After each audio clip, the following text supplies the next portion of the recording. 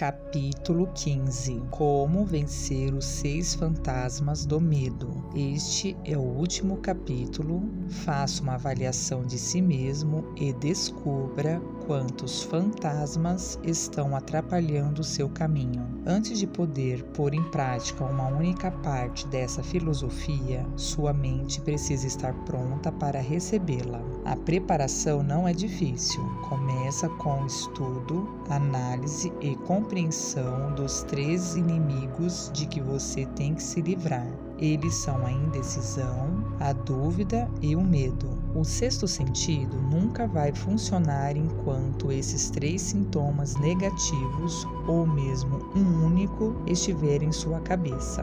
Os participantes desse trio infeliz andam muito juntos. Onde um está, os outros estão por perto. A indecisão é a semente do medo. Lembre-se disso quando estiver lendo. A indecisão, com o tempo, se cristaliza em forma de dúvida e as duas se misturam e geram o medo. Essa mistura geralmente ocorre lentamente. É por isso que esses 3 inimigos são tão perigosos. Eles germinam e crescem sem que a presença deles seja notada. O restante deste capítulo vai descrever um objetivo que precisa ser alcançado antes que essa filosofia possa ser posta em prática. Ela também analisa o motivo que, ultimamente, levou milhões de pessoas à pobreza e fala uma verdade que precisa ser compreendida por todos os que desejam acumular fortuna, seja em matéria de dinheiro ou na forma de um estado de espírito que vale muito mais do que dinheiro.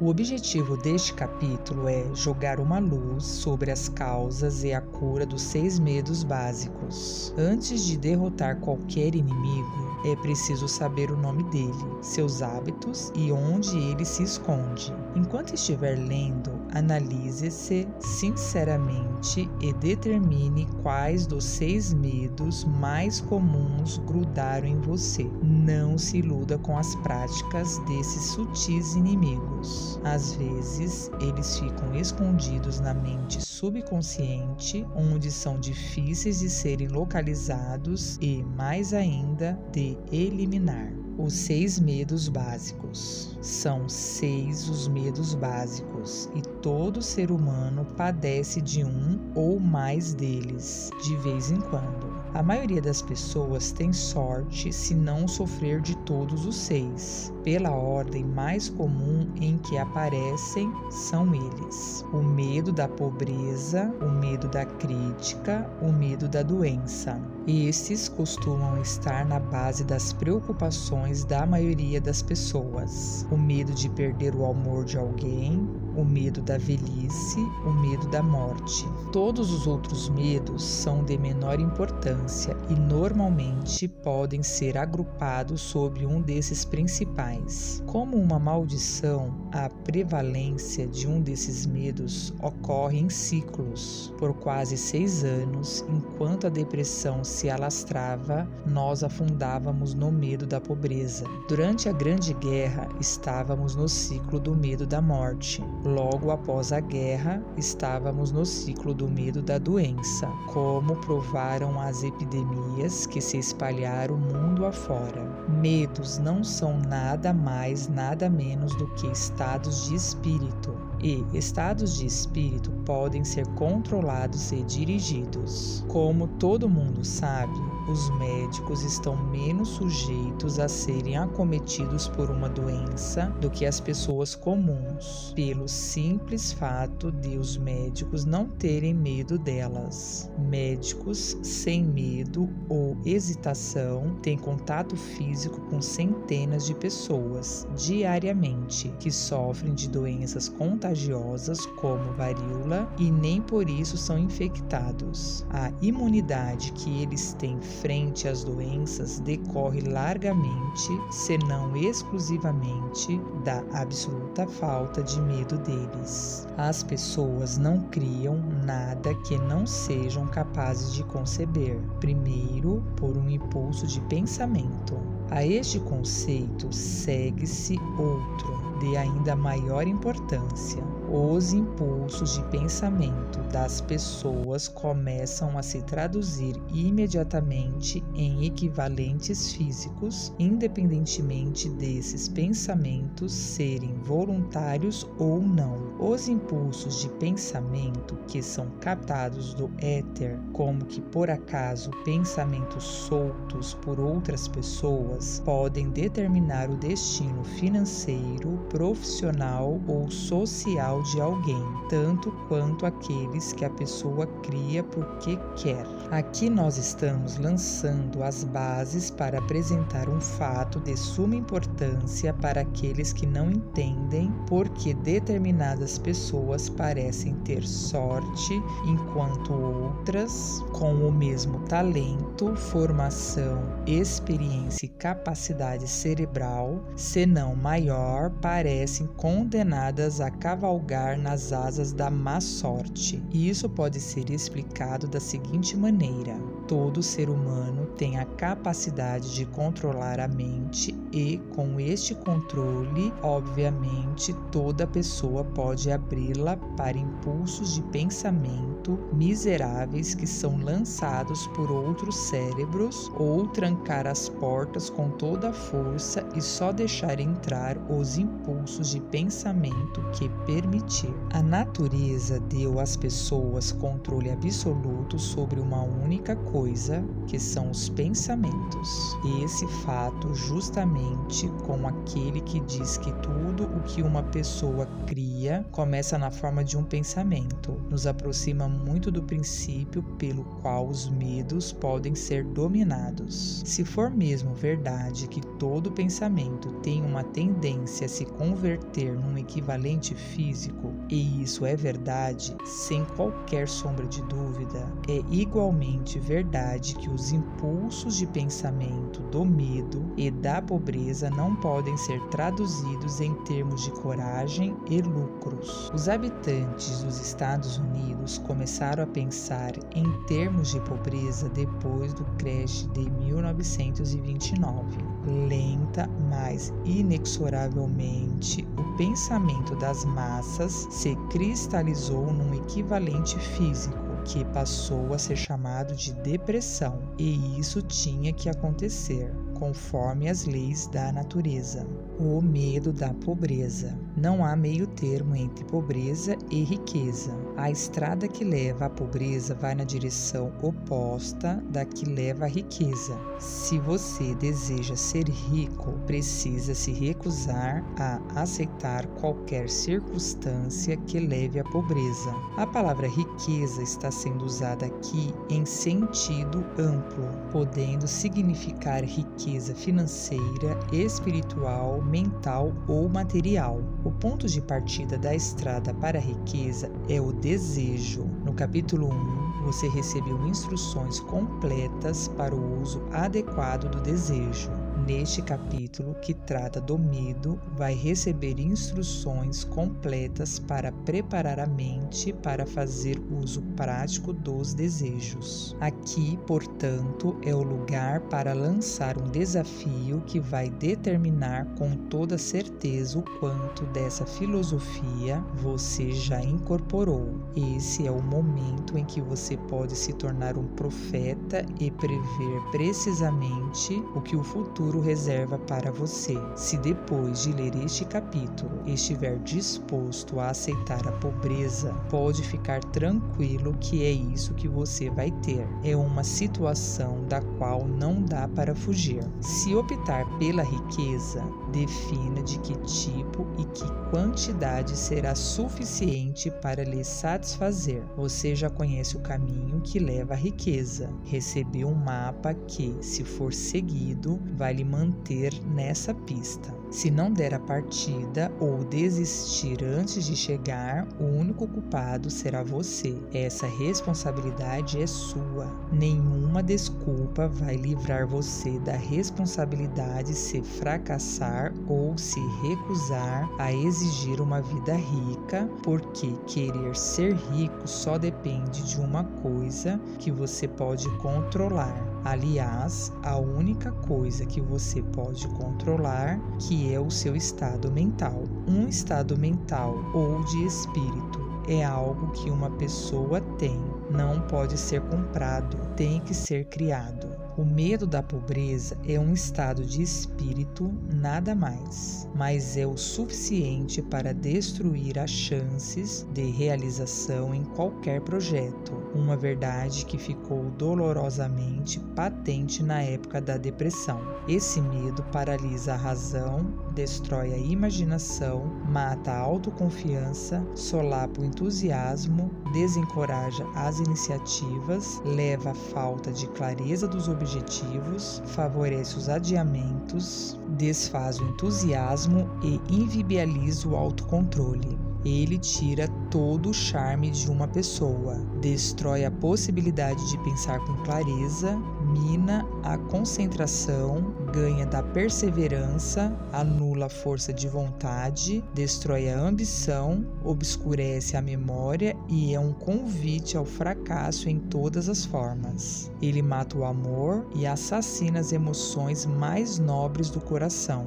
desencoraja a amizade e é um convite a centenas de desastres, tira o sono e leva à pobreza e à infelicidade. Tudo isso mesmo diante da verdade óbvia de que nós habitamos um mundo que oferece uma abundância de tudo o que o seu coração quiser, sem nada entre nós e nossos desejos, a não ser a falta de um objetivo definido. O medo da pobreza é, sem sombra de dúvida, o mais destrutivo de todos os 6 medos básicos. Foi colocado em primeiro lugar na lista porque é o mais difícil de ser dominado. É preciso muita coragem para dizer de onde surge esse medo e, mais ainda, para aceitar a verdade depois que ela foi dita. O medo da pobreza nasceu da tendência inata do ser humano de querer explorar seus iguais economicamente. Quase todos os animais inferiores são motivados por instinto, mas a capacidade que eles têm de pensar é limitada, por isso eles se agridem fisicamente. O ser humano, com intuição mais avançada, com capacidade de pensar e raciocinar, não devora fisicamente os iguais. No entanto, tem mais satisfação em engolir o outro financeiramente. O ser humano é tão avarento que toda lei possível e imaginária precisou ser aprovada para ele se proteger dos iguais. De todas as eras da humanidade de que se tem notícia, a atual parece ser notória pela fome de dinheiro que se apoderou das pessoas. Um homem vale menos que a poeira da terra, a não ser que exiba uma robusta conta bancária. Mas se ele tiver dinheiro, independentemente de como conseguiu, é o próprio rei ou figurão. Está acima da lei, manda ver na política, domina o mundo dos negócios e o mundo inteiro se curva quando ele passa. Nada traz às pessoas maior sofrimento e humilhação do que a pobreza. Só aqueles que já foram pobres compreendem o exato significado disso. Não é à toa que as pessoas têm medo da pobreza. Por meio de muitas experiências herdadas, as pessoas aprenderam que não se pode confiar em certos seres humanos, no que diz respeito a dinheiro ou bens materiais. Essa é uma acusação bastante forte, mas o pior de tudo é que é verdadeira. A maioria dos casamentos é movida pela riqueza de uma ou de ambas as partes. Por isso, não causa espanto que os processos de divórcio sejam tão numerosos. As pessoas são tão ansiosas em ficar ricas que aceitam enriquecer de qualquer maneira, por métodos legais, se possível, ou por outros métodos, se forem mais rápidos e necessários. Uma autoanálise pode fazer uma pessoa descobrir descobrir fraquezas que preferiria não reconhecer. Essa forma de análise é fundamental para todo mundo que exige da vida mais do que pobreza e mediocridade. Lembre-se, ao se examinar ponto a ponto, de que você é, ao mesmo tempo, jurado e tribunal, promotor e advogado, autor e réu, e também que está em julgamento. Encare os fatos de frente, faça perguntas objetivas e exija respostas diretas. Quando a análise terminar, vai saber mais sobre si mesmo. Se não acredita que vai se manter imparcial nesse exame, chame alguém que o conheça bem para ser o juiz, enquanto você se analisa detalhadamente. O que importa é a verdade, e você tem que saber a verdade, não importa a que custo, ou mesmo se ela for capaz de deixá-lo momentaneamente constrangido. A maioria das pessoas, quando questionada sobre o maior medo, costuma responder: "Eu não tenho medo de nada".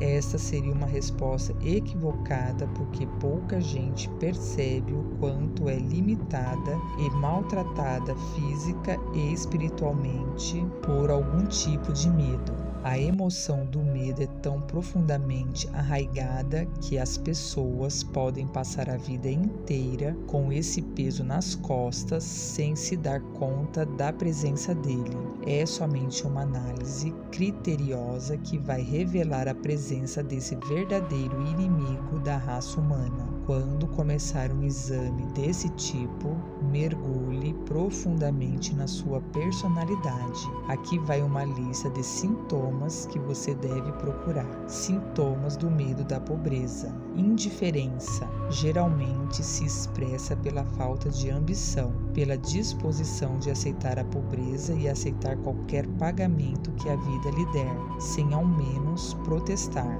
Pela preguiça física e mental, pela falta de iniciativa, imaginação, entusiasmo e autocontrole. Indecisão, o hábito de permitir que os outros pensem por você, ficar em cima do muro. Dúvida, geralmente se expressa por meio de desculpas para encobrir as próprias falhas, ou de uma explicação rasteira, às vezes também se expressando como inveja dos que têm sucesso ou fazendo críticas a eles. Angústia, normalmente se expressa encontrando defeitos nos outros ou como uma tendência a gastar mais do que se tem, a ter desleixo com a aparência pessoal e a mostrar desaprovação, franzindo a testa ou ralhando com os outros. Inclui o uso excessivo de bebidas alcoólicas e, às vezes, narcóticos, nervosismo, falta de compostura,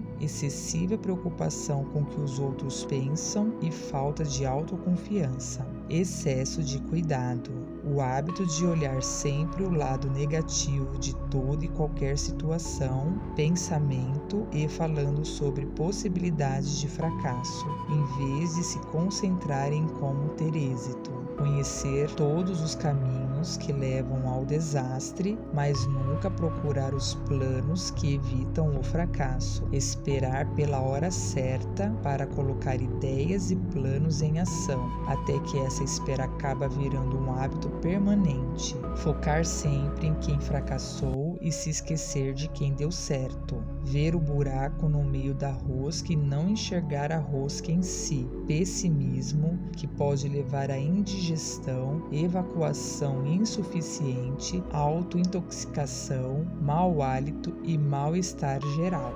Procrastinação, hábito de deixar para amanhã algo que devia ter sido feito no ano passado. Passar tempo demais inventando desculpas para não trabalhar. Esse sintoma se aproxima muito do excesso de cuidado, da dúvida e da angústia. Recuse em aceitar a própria responsabilidade, enquanto puder ser evitada. Disposição para ceder, em vez de enfrentar uma briga desagradável. desanimar diante das dificuldades, em vez de explorá-las em utilizá-las como um degrau para as realizações. Aceitar que a vida lhe dê alguns centavos em vez de exigir prosperidade, opulência, riqueza, felicidade e alegria.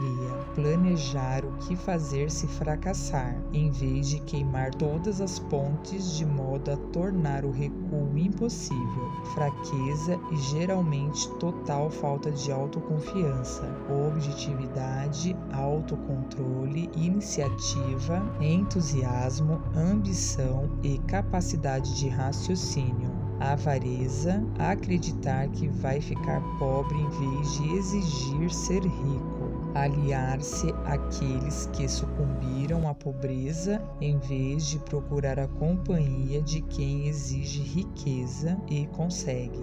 Dinheiro fala mais alto. Algumas pessoas vão me perguntar: por que você escreveu um livro sobre dinheiro? Por que medir a riqueza apenas em dólar? Tem gente que acredita, e com razão, que há outras formas de riqueza, mais desejáveis do que dinheiro. Sim, é verdade que há certas fortunas que não podem ser medidas em dólar, mas milhões de pessoas também dizem: é só me dar todo o dinheiro de que preciso que acabo encontrando o que eu quiser. A razão principal por que escrevi um livro sobre como ganhar dinheiro é que o mundo, recentemente, passou por uma experiência que deixou milhões de pessoas paralisadas pelo medo da pobreza. O que esse tipo de medo provoca foi muito bem descrito por Ward Brooke, do New York World Telegram, reproduzido aqui. Dinheiro é apenas uma casca vazia, pedaços de papel ou círculos de metal, e há tesouros no coração que nenhum dinheiro é capaz de comprar.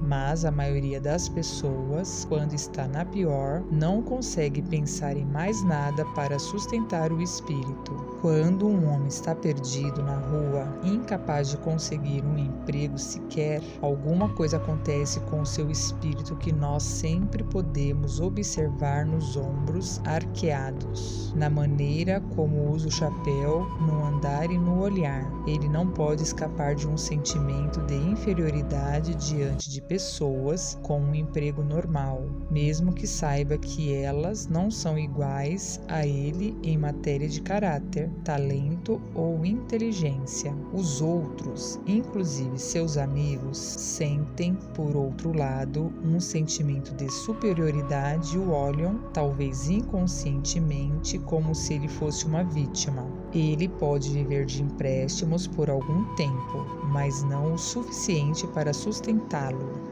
da maneira como está acostumado, e não vai conseguir viver de empréstimos por muito tempo, porque pedir um empréstimo quando ele é necessário simplesmente para se viver é uma experiência deprimente, e o dinheiro não tem o mesmo efeito daquele que é ganho e que pode reacender seu espírito. Evidentemente, nada disso se aplica a mendigos ou vagabundos profissionais, mas apenas a pessoas que tenham uma ambição e um autorrespeito normais. As mulheres conseguem esconder o desespero. Mulheres que passam pela mesma situação agem de maneira diferente. De algum modo, nós nunca pensamos em mulheres quando falamos de uma mendiga.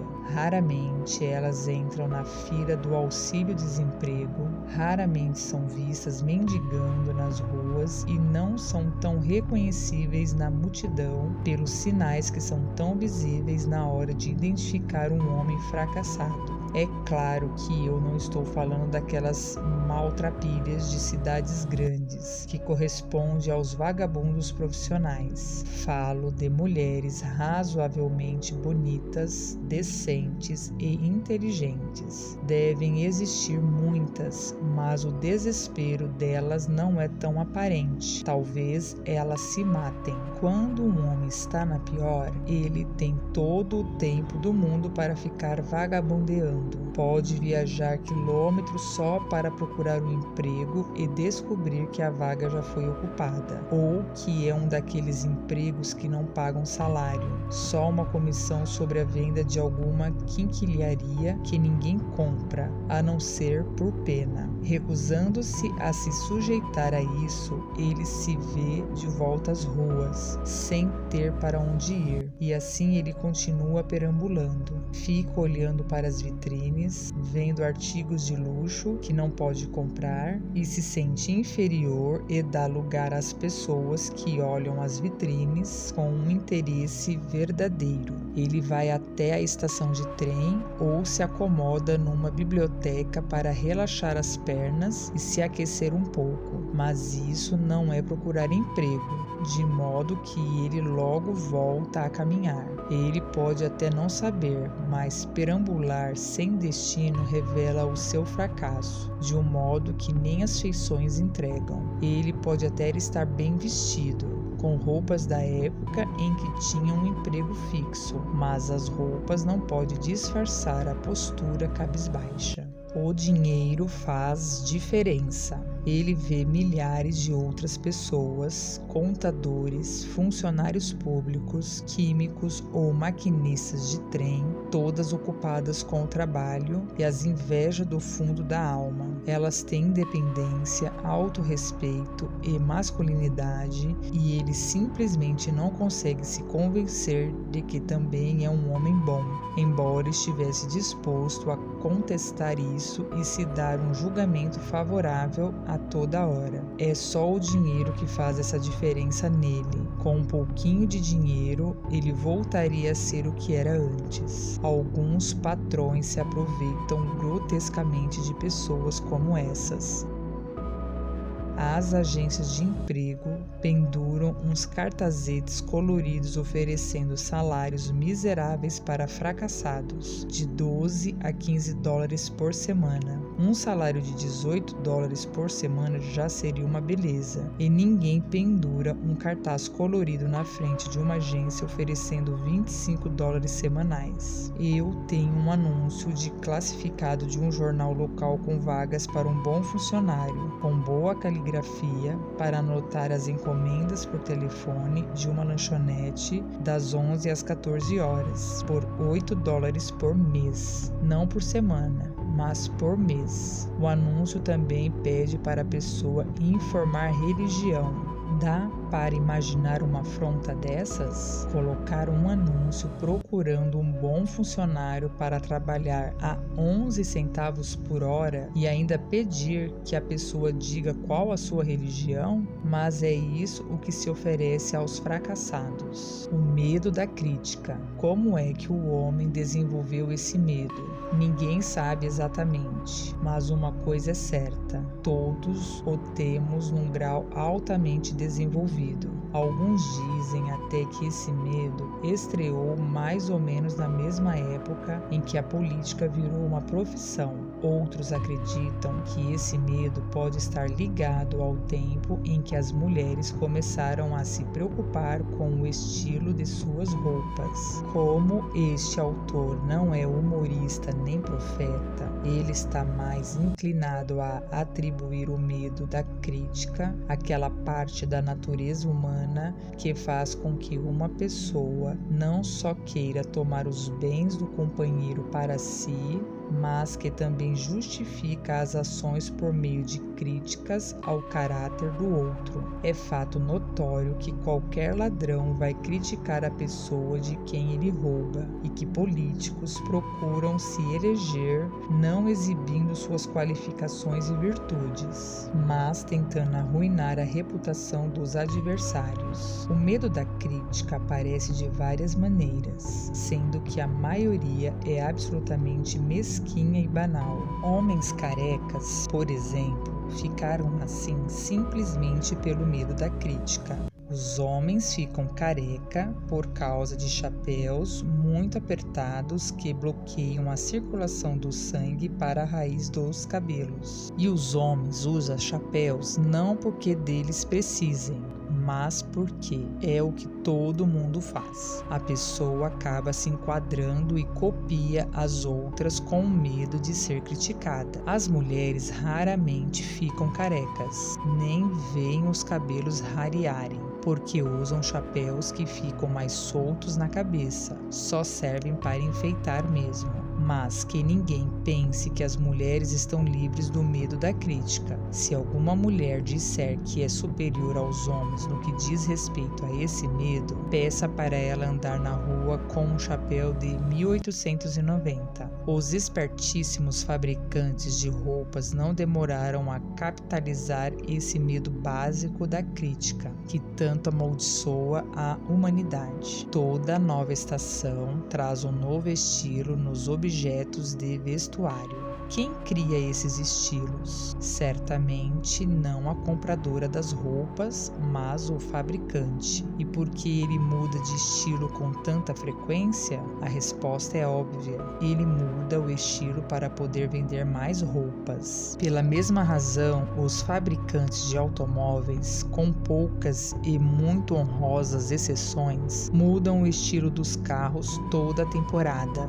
Nenhum homem gosta de dirigir um carro que não seja do último tipo, mesmo que o modelo anterior fosse melhor. O que descrevemos aqui são maneiras de como as pessoas se comportam por medo da crítica, mesmo nas pequenas coisas da vida. Agora vejamos como é que esse medo afeta as pessoas em relação aos assuntos importantes das relações humanas. Pegue, por exemplo, qualquer pessoa que já tenha atingido a idade da razão, geralmente entre os 35 e os 40 anos. Se pudesse ler os pensamentos secretos dela, veria uma completa descrença nas fábulas contadas pela maioria dos dogmáticos e teólogos de algumas décadas atrás. No entanto, é muito raro encontrar alguém que tenha a coragem de falar abertamente sobre o que pensa sobre esse assunto.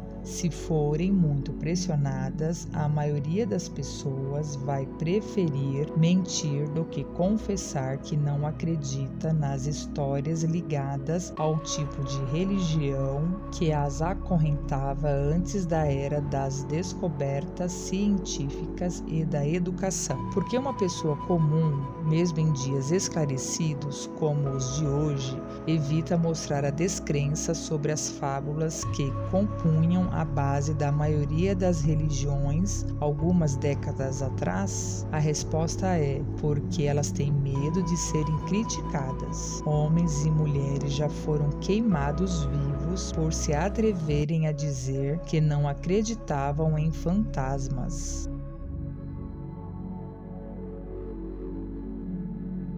Que nos faz temer as críticas. Houve uma época, num passado não muito distante, em que uma crítica trazia em si punições pesadas e ainda traz em determinados países. O medo da crítica rouba a iniciativa das pessoas, destrói a imaginação, limita a individualidade, tira a autoconfiança e a prejudica em centenas de outras maneiras. Os pais normalmente causam danos terríveis aos filhos por criticá-los severamente. A mãe de um amigo meu de infância costumava castigá-lo com uma vara quase que diariamente e sempre dizia, para completar o serviço: "Você vai acabar numa penitenciária antes dos 20 anos." E ele acabou sendo mandado a um reformatório aos 17. A crítica é o tipo de coisa que todo mundo recebeu a mais. Todos nós temos um estoque que nos foi dado de graça, independentemente de termos pedido ou não. Os parentes mais próximos costumam ser os piores ofensores. Devia ser considerado crime, porque na verdade é um crime da pior espécie qualquer pai ou mãe gerar um complexo de inferioridade na mente de um filho por causa de críticas desnecessárias. Sintomas do medo da crítica. Esse é um medo quase tão generalizado quanto o medo da pobreza, e os efeitos são igualmente fatais para as realizações pessoais, principalmente porque destrói a iniciativa e desencoraja a imaginação. Os maiores sintomas desse medo são: a aversão social geralmente se manifesta pelo nervosismo, pela timidez numa conversa e, na hora de conhecer estranhos, movimentos confusos das mãos e das pernas e desvio frequente dos olhos. Falta de compostura expressa pelo descontrole da voz, nervosismo diante dos outros, má postura corporal e memória fraca. Personalidade, falta de firmeza nas decisões, de charme pessoal e de capacidade de expressar opiniões definitivas. O hábito de fugir das questões em vez de enfrentá-los de frente. Concordar com a opinião dos outros sem examiná-la com cuidado. Complexo de inferioridade. O hábito de se auto-engrandecer pelas palavras e ações como forma de encobrir um sentimento de inferioridade. Usar palavras difíceis para impressionar os outros, normalmente sem saber o que elas realmente significam. Imitar as roupas, as maneiras e o discurso dos outros. Gabar-se de realizações fictícias. Às vezes passar uma imagem superficial de superioridade. Extravagância, o hábito de estar no mesmo nível do vizinho, gastando mais do que se ganha. Falta de iniciativa, desperdício de oportunidades para progredir na vida, medo de expressar a própria opinião, falta de confiança nas próprias ideias, dando respostas evasivas e perguntas vindas de superiores, hesitação na fala e nas maneiras, trapaça tanto nas palavras como nas ações, falta de ambição, preguiça física e mental, falta de assertividade, lentidão na hora de tomar decisões, que são facilmente influenciadas pelos outros, o hábito de criticar os outros pelas costas enquanto os elogia de frente, o hábito de aceitar a derrota sem protesto, de desistir de um projeto ao sofrer a oposição, desconfiar dos outros sem motivo, falta de tato no modo de falar e agir, incapacidade de aceitar a culpa pelos próprios erros, o medo da doença. Esse medo pode ser ligado tanto à herança física como à social. Na origem, está muito ligado às causas do medo da velhice e da morte, porque leva as pessoas a ficarem muito perto de mundos terríveis, que elas não conhecem realmente, mas dos quais já ouviram histórias angustiantes. Também é opinião corrente que certas pessoas antiéticas que se dedicam ao negócio de vender saúde ajudaram bastante a manter vivo o medo da doença. Em geral, as pessoas têm medo de doenças por causa das terríveis imagens que foram plantadas na cabeça delas do que pode acontecer se a morte chegar, e também temem as despesas econômicas que a doença pode trazer. Um médico de respeito avalia que 75% de todos os pacientes que procuram médicos sofrem de hipocondria, doenças imaginárias. Já foi mostrado com muita clareza que o medo da doença, mesmo quando não há o menor motivo para isso, geralmente produz os mesmos sintomas físicos da doença que tanto se receia. A mente humana é poderosa, pode construir ou destruir. Jogando com essa fraqueza comum da humanidade, os vendedores de remédios patenteados ganham verdadeiras fortunas. Essa forma de intimidação sobre uma humanidade crédula se tornou tão dominante há 20 anos que a Collis moveu uma implacável campanha contra alguns dos piores espécimes do ramo dos remédios patenteados. Quando a epidemia de gripe estourou durante a Grande Guerra, o prefeito de Nova York teve que tomar medidas drásticas para conter o estrago que as pessoas estavam causando a si mesmas pelo medo endêmico que tinham da doença. Ele convocou os jornalistas para uma reunião e disse: Senhores, acho que se faz necessário pedir para que não publiquem manchetes garrafais sobre a epidemia de gripe. Se os senhores não cooperarem comigo, vamos nos ver diante de uma situação que não teremos como controlar. Os jornais deixaram de publicar histórias sobre a gripe e em um mês a epidemia havia sido controlada. Numa série de experiências feitas há alguns anos, ficou provado que as pessoas podem adoecer exclusivamente pela sugestão. Realizamos essa experiência fazendo com que 3 conhecidos visitassem vítimas a quem fizeram a seguinte pergunta: o que o está afligindo? Você parece muito doente. O primeiro questionador geralmente levava a vítima a sorrir e a responder lepidamente: ah, que nada, eu estou bem. O segundo normalmente recebia a resposta: não sei o que é exatamente, mas não estou me sentindo muito bem. Enquanto para o terceiro, a vítima confessava sinceramente que estava passando mal. Tente fazer isso com um conhecido. Se duvidar que pode fazê-lo se sentir angustiado, mas não vá longe demais. Uma seita religiosa costumava se vingar dos inimigos pela bruxaria. Os integrantes lançam um feitiço contra a vítima. Há provas substanciais de que uma doença às vezes começa com um impulso de pensamento negativo. Um impulso assim pode ser passado de uma mente para outra, pela sugestão ou criada na própria cabeça da pessoa. Um dia, um homem que era mais sábio do que a próxima frase pode dar a entender me disse: quando uma pessoa me pergunta como estou me sentindo, sempre tenho vontade de responder com um soco na cara. Médicos costumam mandar que os pacientes mudem de áreas para melhorar a saúde, porque uma mudança de atitude mental é necessária. A semente do medo, da doença, mora dentro de todo ser humano. Preocupações, medo, falta de incentivo, decepções no amor e nos negócios ajudam essa semente a germinar e a crescer.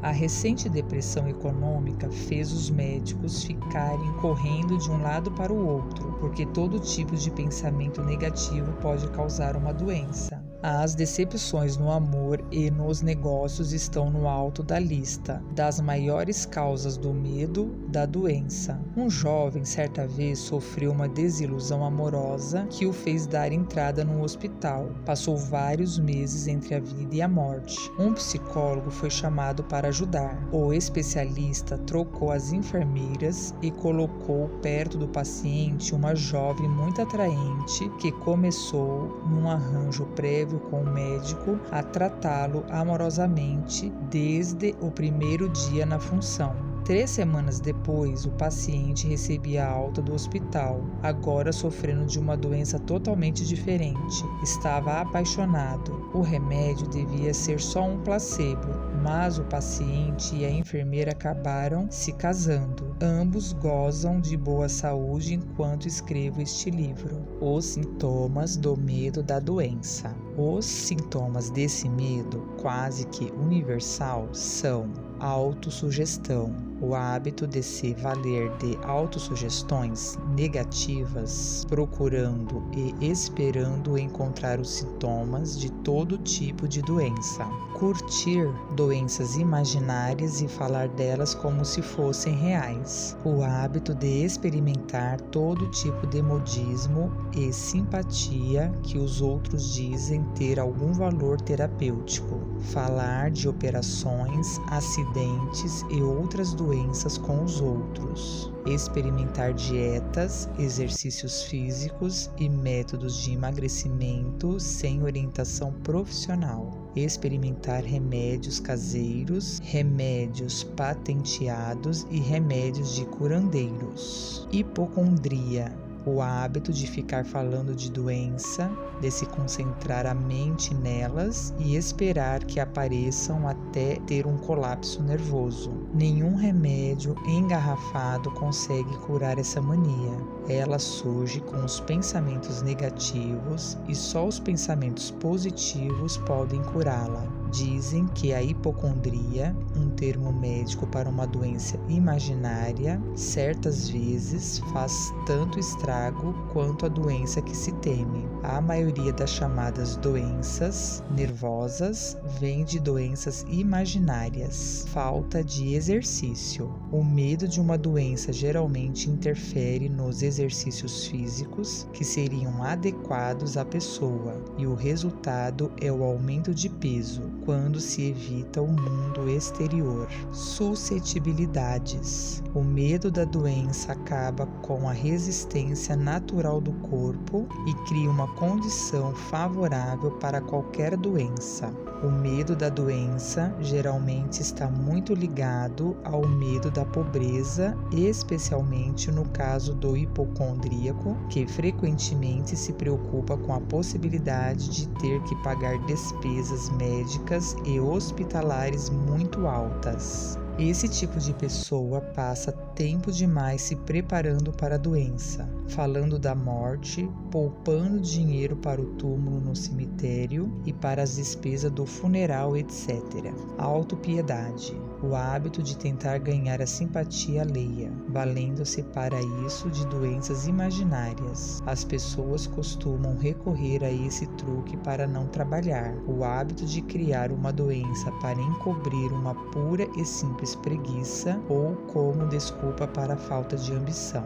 Destempero. O hábito de usar álcool e drogas para acabar com dores de cabeça, nefralgias, etc., em vez de eliminar a causa. O hábito de ficar lendo sobre doenças e se preocupar com a possibilidade de vir a padecer delas. O hábito de ficar lendo anúncios de remédios patenteados. O medo de perder o amor de alguém. A fonte original desse medo, que é inerente ao ser humano, não exige muita explicação, pois ele, obviamente, nasceu a partir do hábito polígamo dos homens de roubar a companheira do outro e do hábito de tomar certas liberdades com ela, sempre que pudesse. O ciúme, assim como outras formas de demência precoce, nasceu do medo de perder o amor de alguém.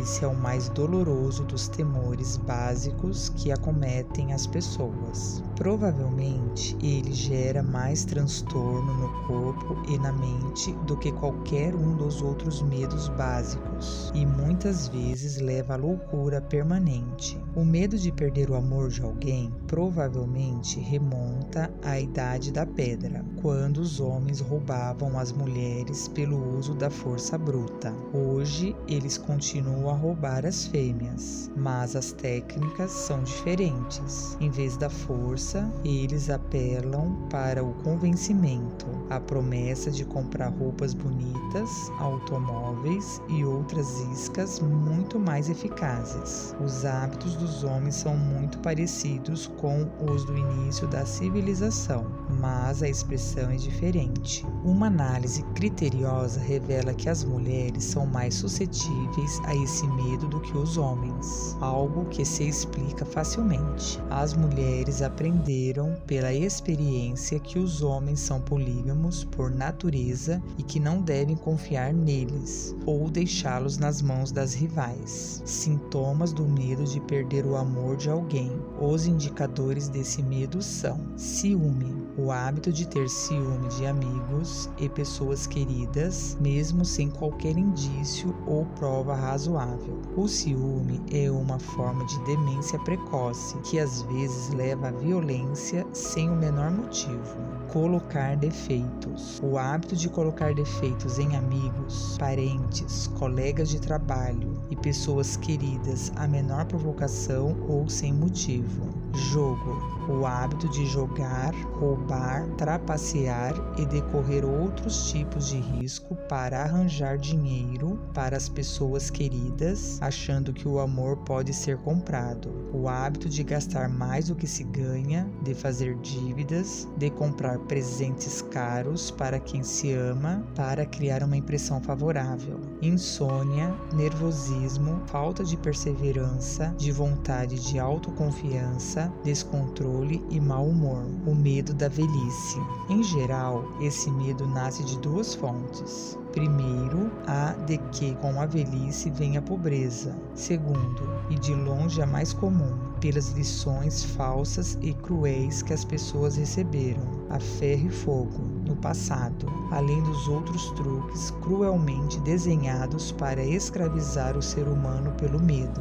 O medo básico da velhice. Há 2 motivos muito fortes para a apreensão. Um é o de desenvolver uma desconfiança cada vez maior dos companheiros, que poderiam se apossar de seus bens materiais. E o outro decorre das imagens terríveis que as pessoas fazem do outro mundo que foram plantadas em suas mentes, por herança social, antes de estarem suficientemente esclarecidas. A possibilidade de ficar doente, que passa a ser mais comum à medida que se envelhece, também é um fator que contribui para esse medo disseminado da velhice. O erotismo é outro fator, à medida que a idade avança, já que ninguém gosta de se tornar menos atraente sexualmente. Mas o motivo mais comum de se temer a idade está associado à pobreza. Ninguém gosta nem de ouvir a palavra asilo. Chega a provocar arrepios na espinha de qualquer pessoa que depare com a possibilidade de passar os últimos anos num abrigo de pessoas pobres. Outro fator que contribui para o medo da velhice é a perspectiva de se dispor de menos autonomia e liberdade, já que a velhice pode trazer tanto a perda da locomoção física quanto da liberdade econômica. Sintomas do medo da velhice.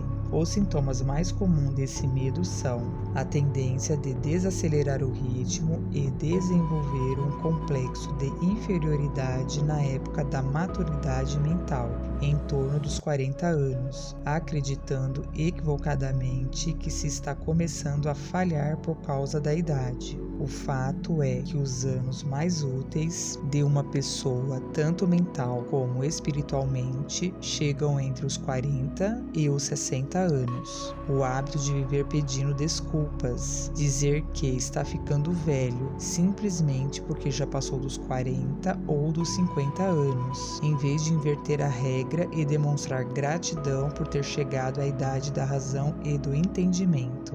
O hábito de matar a própria iniciativa, a imaginação e a autoconfiança, acreditando falsamente que se está velho demais para essas coisas. O hábito que os homens e mulheres de mais de 40 anos têm de se vestir para aparentar menos idade e se passar por jovens, inspirando o ridículo de amigos e de desconhecidos. O medo da morte. Para alguns, esse é o mais cruel de todos os medos básicos. A razão é evidente. As terríveis dores associadas ao medo da morte podem, na maioria das vezes, ser relacionadas ao fanatismo religioso. As pessoas pagãs costumam ter menos medo da morte que as civilizadas. Por centenas de milhões de anos, o ser humano faz perguntas que até hoje não tiveram resposta, como: de onde venho e para onde vou? Nos piores períodos do passado, as pessoas mais ardilosas e habilidosas tinham uma resposta bem rápida para essas perguntas, desde que se pagasse um preço. E agora vejam qual é a maior fonte do medo da morte.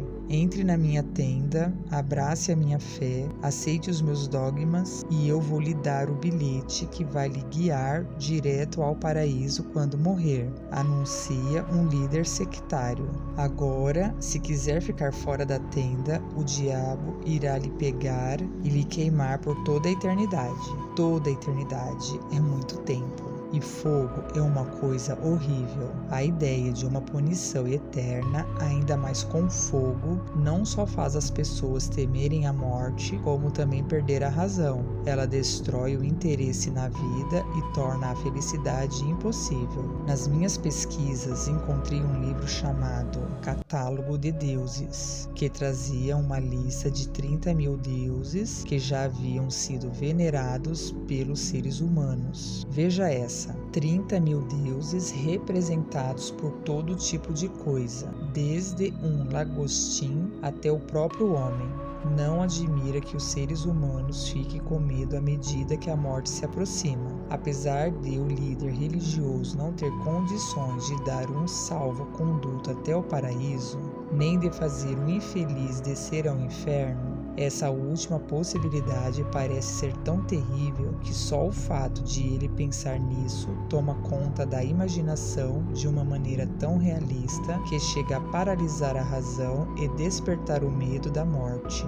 O fato é que ninguém sabe, nem nunca soube, como são o inferno ou o paraíso, nem pode dizer se esses lugares realmente existem. A simples falta desse tipo de conhecimento abre as portas da mente humana para qualquer charlatão que entra e toma conta da mente com um estoque de truques e vários tipos de fraudes e trapaças. Hoje, o medo da morte não é tão comum como era na época em que não haviam grandes faculdades ou universidades. Os cientistas acenderam as luzes da verdade no mundo e essa verdade está rapidamente libertando as pessoas desse terrível medo da morte. Os jovens que agora frequentam as universidades não são tão facilmente impressionáveis com o ferro e fogo. Com a ajuda da biologia, da astronomia, da geologia e das ciências afins, os medos da Idade da Pedra que tanto se assenhoraram das mentes das pessoas e destruíram o raciocínio foram afastados. Há hospícios inteiros lotados de homens e mulheres que enlouqueceram por causa do medo da morte. Esse é um medo inútil.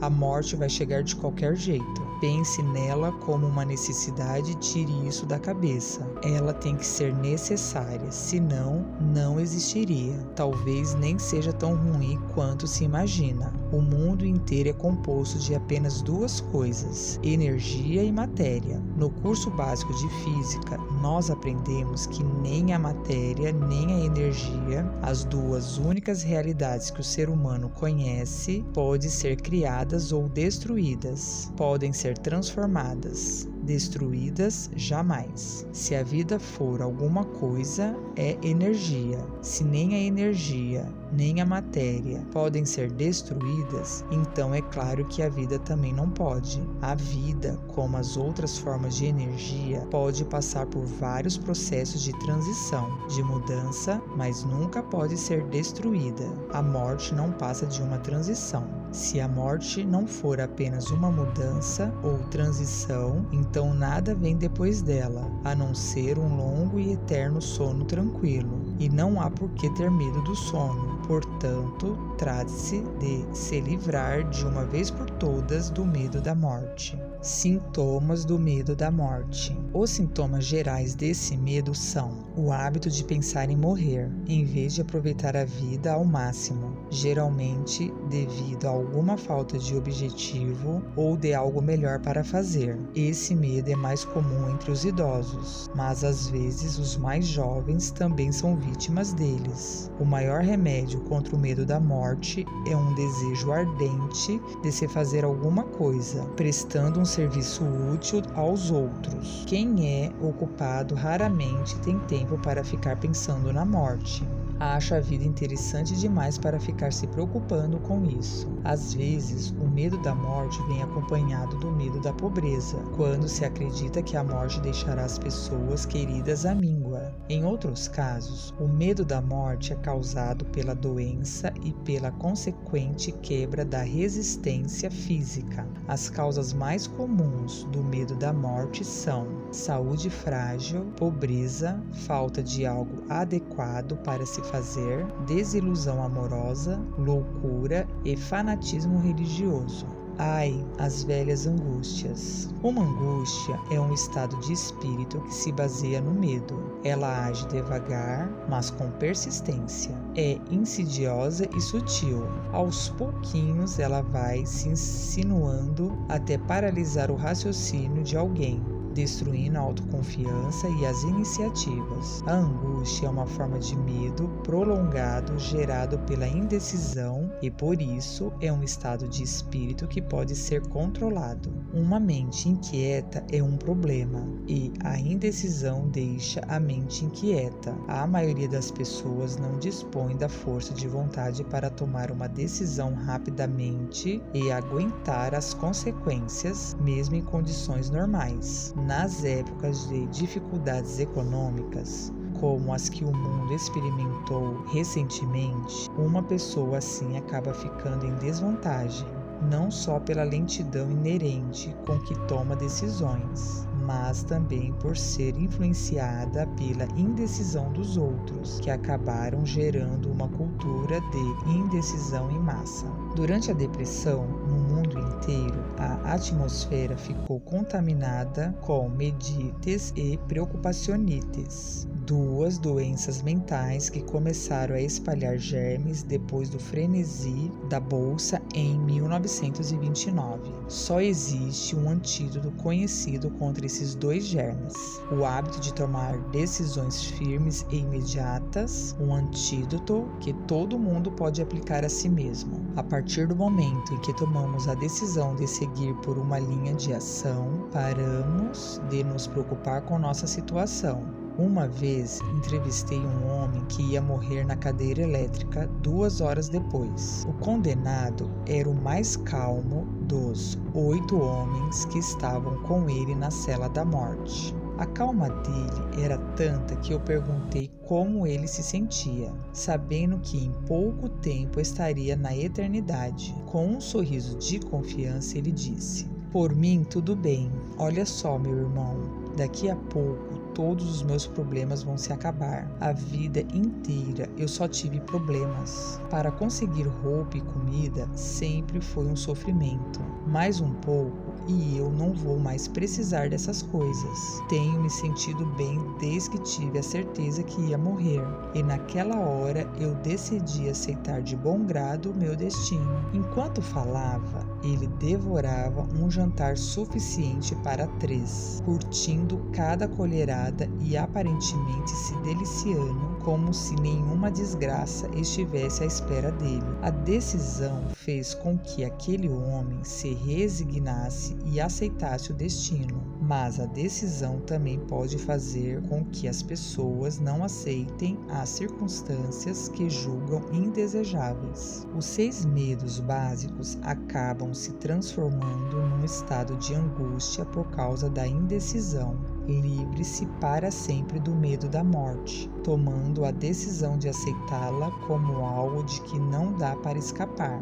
Espante o medo da pobreza, tomando a decisão de viver com qualquer dinheiro que conseguir acumular. Esmague o medo da crítica, decidindo não se importar com o que os outros vão pensar, dizer ou fazer. Elimine o medo da velhice com a decisão de aceitá-la, não como uma desvantagem, mas como uma grande bênção, que traz consigo a sabedoria, o autocontrole e o tipo de compreensão que não está ao alcance dos jovens. Livre-se do medo da doença, decidindo-se simplesmente se esquecer dos sintomas. Domine o medo de perder o amor de alguém, tomando a decisão de ir em frente, mesmo sem amor, se isso for necessário. Acabe com o hábito de ficar se angustiando de toda e qualquer forma, tomando uma decisão definitiva de que nada que a vida tenha a oferecer vale o preço de tamanha angústia.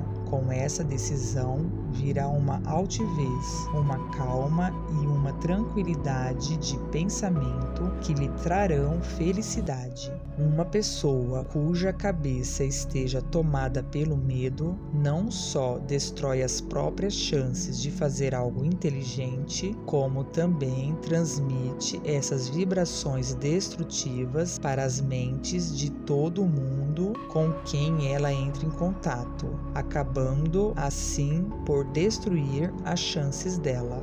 Até um cachorro ou um cavalo percebem quando o dono não tem coragem. Além do mais, o cachorro e o cavalo vão captar as vibrações do medo disparadas pelo dono e se comportar de forma equivalente.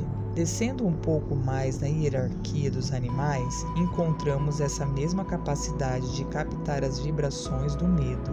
Uma abelha sente imediatamente o medo que passa na cabeça de uma pessoa, por motivos que desconhecemos. A abelha vai picar exatamente a pessoa cuja mente está exalando vibrações de medo, muito mais rápido do que a pessoa que não emite essas vibrações. As vibrações do medo passam de uma mente para outra, da mesma forma que a voz humana passa da estação transmissora para o aparelho de rádio de alguém e pelo mesmo meio. A telepatia mental existe mesmo. Os pensamentos passam de uma mente para outra, voluntariamente, pouco importando se a pessoa que transmite os pensamentos e aquela que capta tem conhecimento disso.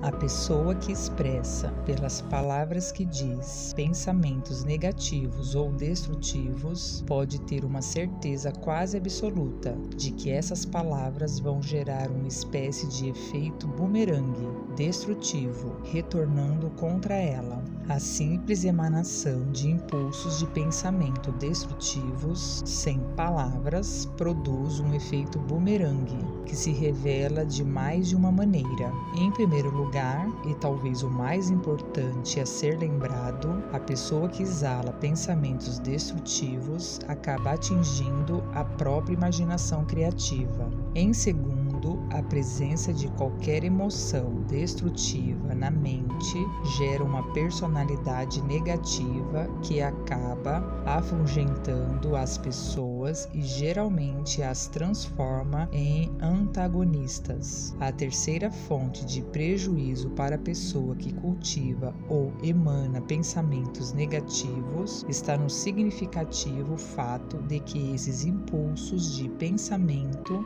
não só são danosos para os outros, como também se alojam na mente subconsciente da pessoa que os emana e acabam se tornando parte de sua personalidade. As pessoas nunca se livram de um pensamento simplesmente o soltando no mundo. Quando um pensamento é liberado, ele parte em todas as direções, por meio do éter, mas também se planta permanentemente na mente subconsciente da pessoa que os libera. Seu objetivo na vida provavelmente é ter sucesso. Para ter sucesso, você precisa de tranquilidade, atender às necessidades básicas da vida e, acima de tudo, ser feliz. E todos esses indícios de sucesso começam na forma de impulsos de pensamento. Você tem o poder de controlar sua mente, tem o poder de alimentá-la com os impulsos de pensamento que acolher.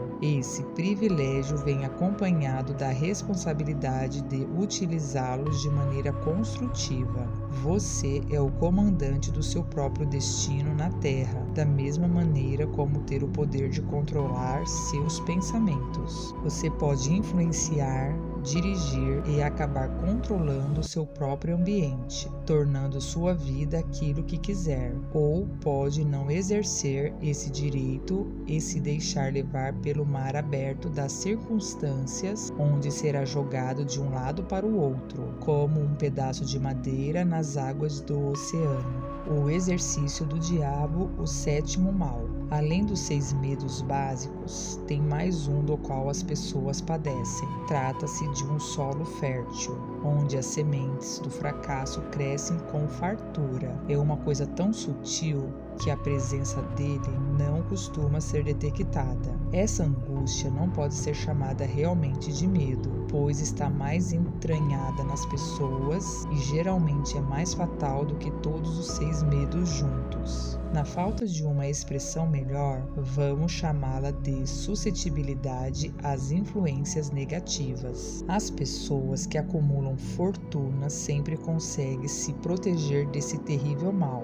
As que empobrecem, não. As que desejam ser bem-sucedidas em qualquer profissão precisam preparar a mente para resistir a esse mal. Se estiver lendo essa filosofia com o propósito de acumular dinheiro, deve se analisar cuidadosamente para ver se não está sendo suscetível às influências negativas. Se não fizer essa análise, vai abrir mão do direito de conseguir seu objeto de desejo. Faça a análise que vem a seguir. Depois de ler as perguntas, veja se está dando respostas realmente precisas. Faça esse exercício com o mesmo cuidado que tomaria ao caçar um inimigo que soubesse estar à espreita e trate dos seus defeitos do mesmo jeito que lidaria com um inimigo de carne e osso. Você pode se proteger tranquilamente de um assaltante de beira de estrada, porque, nesse caso, a lei fornece uma normatização organizada para você, mas o sétimo mal é mais difícil de ser enfrentado, porque ataca quando você não sabe quando ele está presente. Você pode estar acordado ou dormindo. Além do mais, sua arma é intangível, porque ela é simplesmente um estado de espírito. Esse mal também é traiçoeiro, porque ele pode atacar de tantas formas da experiência humana quantas elas forem. Às vezes, ele entra na mente por meio das palavras bem intencionadas de parentes. Às vezes, ele parte de dentro pela própria atitude mental de alguém,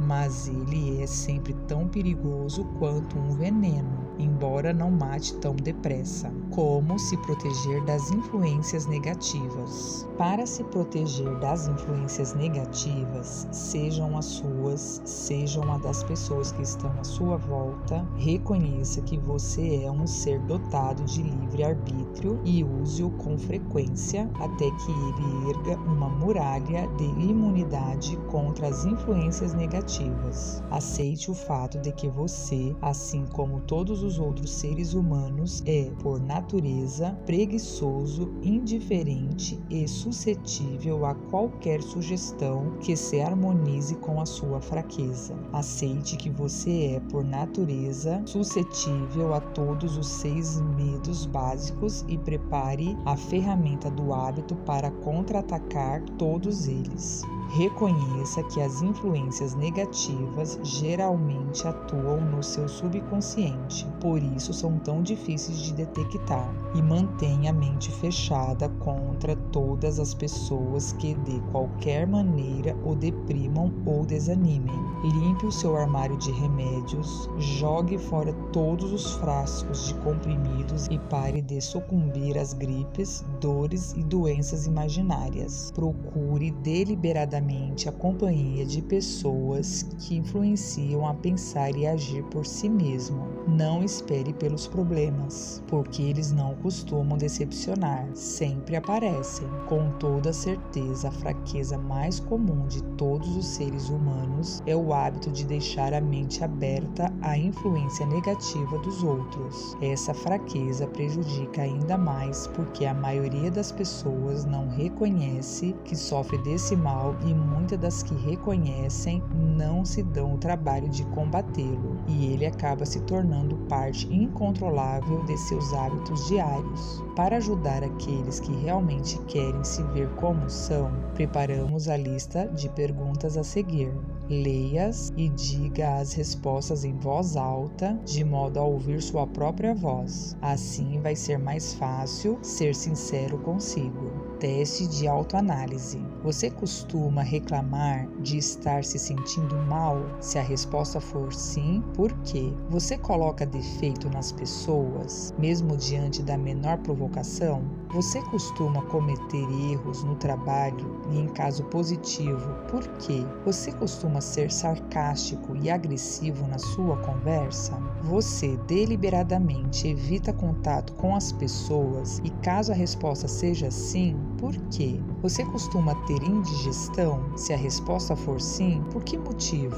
A vida parece fútil e sem futuro para você? Se acha que sim, por quê? Você gosta da sua profissão? Se não gosta, por quê? Você gosta de sentir pena de si mesmo? Se a resposta for sim, por Por quê? Você tem inveja das pessoas que são melhores que você? A que você dedica mais tempo? A pensar no sucesso ou no fracasso? Você ganha ou perde autoconfiança à medida que vai envelhecendo na vida? Você tira dos seus erros alguma coisa de valor? Está permitindo que algum parente ou conhecido o angustie? Se sim, por quê? Você às vezes fica nas nuvens e outras no pântano da depressão? Quem foi a influência mais inspiradora que você teve? Por quê? Você tolera influências negativas ou desanimadoras que poderia evitar? Você tem sido desleixado com a sua aparência pessoal? Quando e por quê? Você aprendeu a afundar seus problemas ficando tão ocupado que nem consegue se preocupar com eles? Você se chamaria de um fracote esfrangalhado se deixasse que os outros pensassem por você? Você deixa de se limpar por dentro até que a auto-intoxicação o deixe irritado demais? Quantos incômodos evitáveis você permite que o perturbem e o que o leva a tolerar isso? Você faz uso de álcool, cigarro e drogas para acalmar os nervos? Se usa, por que não tentar um pouco de força de vontade? Alguém pega no seu pé? Se a resposta for sim, por quê? Você tem um grande objetivo definido? Se sim, qual é e quais são os seus planos para alcançá-lo? Você sofre de algum dos 6 medos básicos? Qual ou quais? Você tem algum método para se proteger da influência negativa dos outros? Você usa deliberadamente a autossugestão para fazer sua mente pensar positivo? O que você dá mais valor? Seus bens materiais ou o privilégio de controlar os próprios pensamentos? Você é facilmente influenciável pelos outros, mesmo contra o seu melhor julgamento? O dia de hoje acrescentou alguma coisa de valor ao seu estoque de conhecimentos ou à sua mente? Você encara de frente as circunstâncias que o fazem infeliz ou evita essa responsabilidade? Você analisa todos os seus erros e fracassos e tenta tirar alguma coisa deles ou se comporta como se não fossem problema seu? Você pode dizer quais são os seus 3 principais pontos fracos? O que tem feito para corrigi-los? Você incentiva as pessoas a trazerem as preocupações até você para mostrar simpatia a elas? Você escolhe, a partir das experiências diárias, lições e influências que ajudem em seu progresso pessoal? A sua presença exerce de maneira geral uma influência negativa na vida das outras pessoas? Quais são os hábitos dos outros que mais o incomodam? Você mesmo forma suas opiniões ou se permite ser influenciado pelas outras pessoas? Você já aprendeu a criar um estado de tranquilidade mental com o qual pode se proteger de todas as influências desanimadoras? A sua profissão inspira você a ter esperança e fé? Você está ciente de que possui forças espirituais com poderes suficientes para manter a mente afastada de todo tipo de medo? A sua religião ajuda a manter sua mente positiva? Você acha que é seu dever compartilhar das angústias dos outros? Se a resposta for sim, por quê? Se você acha que semelhante atrai semelhante, o que você já descobriu sobre si mesmo, analisando os amigos que você atrai? Qual a ligação que você vê, se é que vê, entre as pessoas com as quais está mais próximo e qualquer tipo de infelicidade que você vivencia? É possível que uma pessoa que você considera amiga, na verdade, seja sua pior inimiga por causa da influência negativa que exerce em sua mente? Que regras você usa para julgar quem o ajuda e quem o prejudica? As pessoas com quem você se relaciona intimamente são mentalmente superiores ou inferiores a você? A cada 24 horas, quanto do seu tempo você dedica? Letra A, sua profissão. B, dormir. C, relaxar e se divertir. D, adquirir bons conhecimentos. E E, nada que preste. Quem entre os seus conhecidos é, letra A, quem mais o incentiva?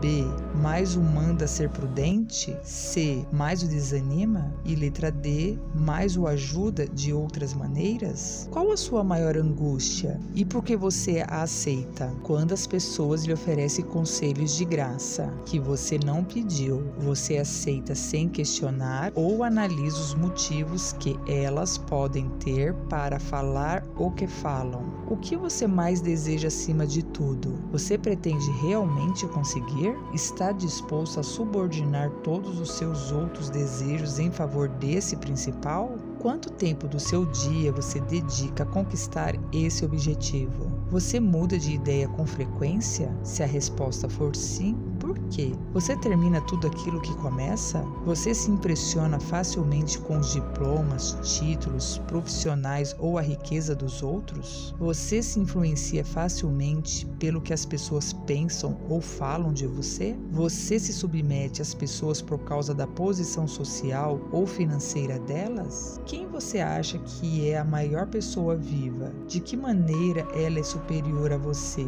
Quanto tempo você dedicou a analisar e responder essas perguntas? Pelo menos um dia é necessário para analisar e responder a lista inteira. Se você respondeu sinceramente a todas essas perguntas, então sabe mais sobre você do que a maioria das pessoas saberá sobre si mesmas. Estude as perguntas com cuidado. Volte a elas uma vez por semana, por vários meses, e vai se impressionar com a grande quantidade de conhecimento que vai obter pelo simples método de responder a essas perguntas com sinceridade. Se não tiver certeza sobre a resposta que deve dar a alguma das perguntas, procure o conselho de alguém que o conheça bem, especialmente alguém que não tenha necessidade de o lisonjear, e veja-se pelos olhos dela. Vai ser uma experiência impressionante.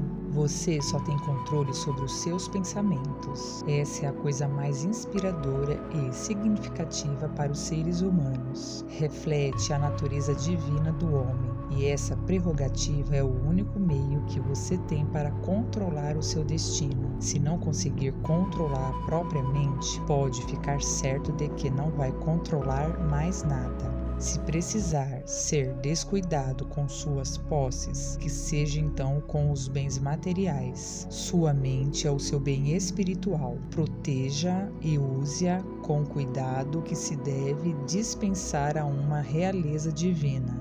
Foi para isso que você recebeu seu livre-arbítrio. Infelizmente, não existe proteção legal contra aqueles que, de propósito ou por ignorância, envenenam a mente dos outros com sugestões negativas. Esse tipo de destruição deveria ser severamente punido, porque ela pode destruir e geralmente destrói as chances de uma pessoa adquirir aqueles bens materiais protegidos por lei. Pessoas com mentes negativas tentaram convencer Thomas Edison de que ele jamais poderia criar uma máquina capaz de reproduzir a voz humana, porque nunca ninguém fabricou uma coisa dessas. Mas Edison não acreditou. Sabia que a mente poderia produzir qualquer coisa que ela pudesse conceber e acreditar.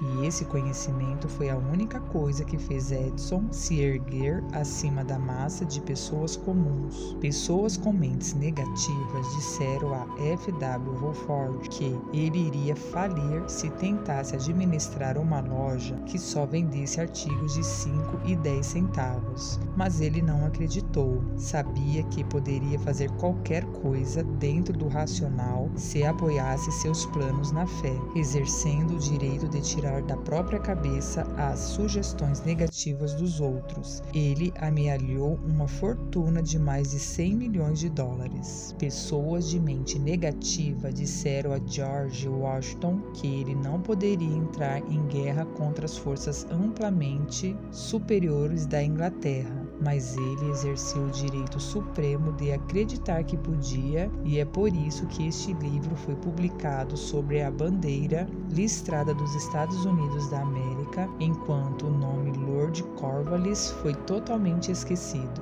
Os pessimistas de plantão riram de inveja quando Henry Ford experimentou o primeiro protótipo de automóvel das ruas de Detroit. Alguns chegaram a dizer que nada de útil poderia ser feito com aquilo. Outros que ninguém jamais pagaria para ter uma bugiganga daquelas. E Ford retrucou: pois eu vou cobrir a terra de automóveis. E foi exatamente isso que ele fez. A decisão de acreditar no próprio julgamento fez com que ele juntasse uma fortuna muito maior do que a que as próximas 5 gerações vão ser capazes de gastar. Para o bem daqueles que querem ganhar muito dinheiro, não custa nada lembrar que praticamente a única diferença entre Henry Ford e a maioria dos mais de 100 mil funcionários que trabalhavam para ele é a seguinte: ele controla a própria mente, enquanto os outros não controlam. Ford foi citado várias vezes neste livro, porque é um exemplo impressionante do que um homem pode fazer com a própria mente quando se dispõe a controlá-la. Essa história joga por terra aquela velha desculpa que as pessoas usam de que nunca tiveram uma chance. Ford também nunca teve a chance dele, mas ele criou a própria oportunidade e insistiu nela, até se tornar mais rico que Creso. O controle da mente é resultado do hábito e da autodisciplina. Ou você controla a mente, ou ela controla você.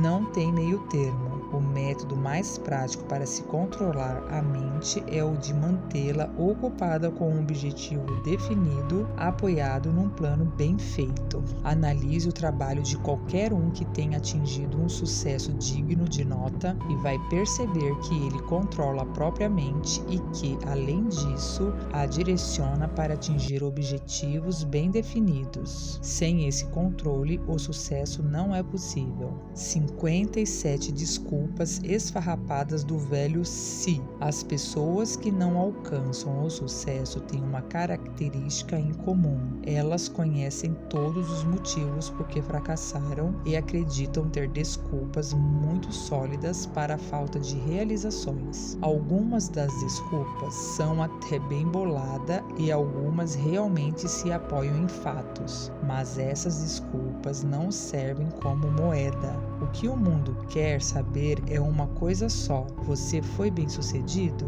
Um analista de personalidade mostrou uma lista com as desculpas mais comuns.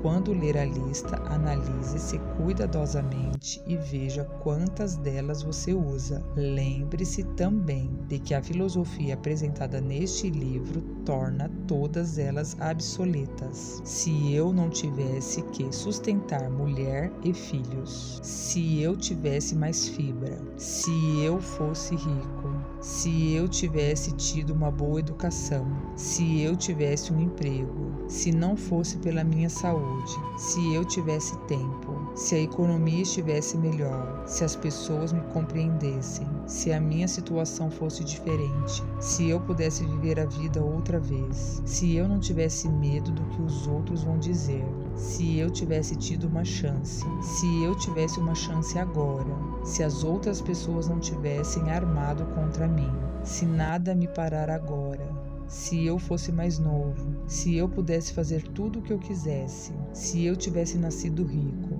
se eu tivesse os contatos certos, se eu tivesse o mesmo talento dos outros, se eu fosse mais ousado e assertivo, se eu tivesse aproveitado as oportunidades que tive, se as pessoas não me irritassem tanto, se eu não tivesse que cuidar da casa e das crianças, se eu conseguisse juntar algum dinheiro, se o meu chefe gostasse de mim, se eu tivesse alguém para me ajudar, se a minha família me entendesse, se eu morasse numa cidade grande, se eu pudesse ao menos começar, se eu fosse livre, se eu tivesse a mesma personalidade de certas pessoas, se eu não fosse tão gordo, se as pessoas conhecessem o meu talento, se eu tivesse só uma chance, se eu conseguisse me livrar das minhas dívidas, se eu não tivesse fracassado, se eu pelo menos soubesse como, se as pessoas não ficassem todas contra mim, se eu não tivesse tantas preocupações, se eu me casasse com a pessoa certa,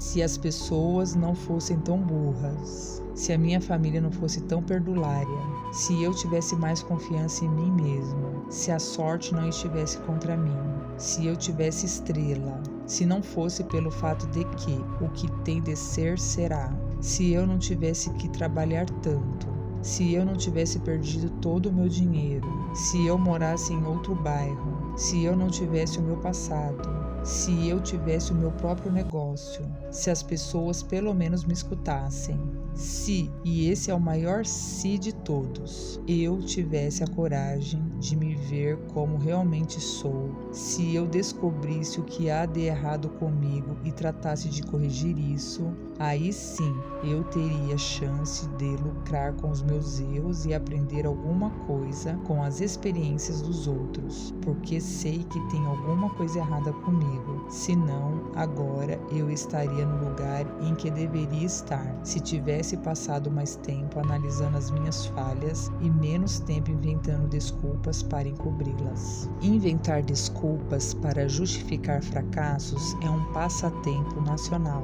É um hábito tão velho quanto a raça humana e totalmente fatal para o sucesso. E por que as pessoas se apegam tanto às desculpas de estimação? A resposta é clara. Elas defendem as desculpas porque foram elas que inventaram. A desculpa de uma pessoa é produzida pela imaginação dela. Faz parte da natureza humana defender suas criaturas. Inventar desculpas é um hábito muito enraizado no comportamento das pessoas. Não é fácil se livrar de um hábito, especialmente quando ele justifica alguma coisa que fazemos. Platão sabia bem disso quando disse: a maior de todas as vitórias é conquistar o próprio self. Ser conquistado por ele é uma vergonha, uma vilânia. Outro filósofo pensava a mesma coisa quando sentenciou: para mim foi uma grande surpresa descobrir que a maioria das coisas feias que eu via nos outros não passava de um reflexo da minha própria natureza.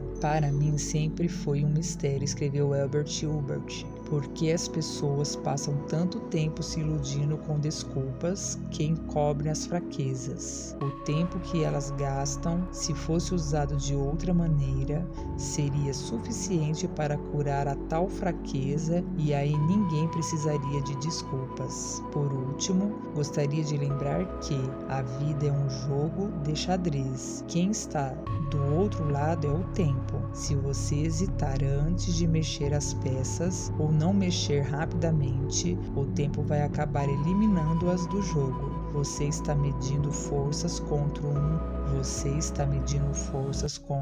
oponente que não aceita indecisão. Antes, talvez, você tivesse uma desculpa lógica para não ter obrigado a vida a lhe dar o que pedisse. Mas agora essa desculpa já não serve mais, porque agora você está na posse de uma chave mestra que abre as portas para as muitas riquezas da vida. Essa chave mestra é intangível, mas poderosa.